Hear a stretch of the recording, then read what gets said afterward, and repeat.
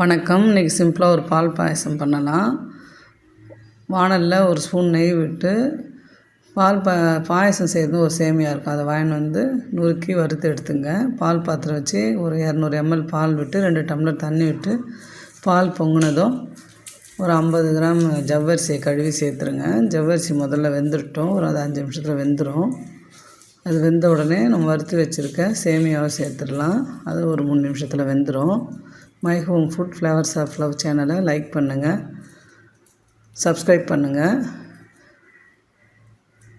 இது ஒரு 10 நிமிஷத்தில் நீங்கள் செஞ்சிடலாம். நான் இன்றைக்கி சாமிக்கு படைக்கிறதுக்கு தான் செஞ்சேன். சேமியா இருந்தோடனே தேவையான அளவு சர்க்கரை சேர்த்துக்குங்க. ஒரு நிமிஷம் கழித்து ஒரு 2 கல் உப்பு சேர்த்துக்குங்க. அப்போ தான் அந்த தித்திப்பு டேஸ்ட் வந்து தூக்கி கொடுக்கும். இறக்கிடலாம்.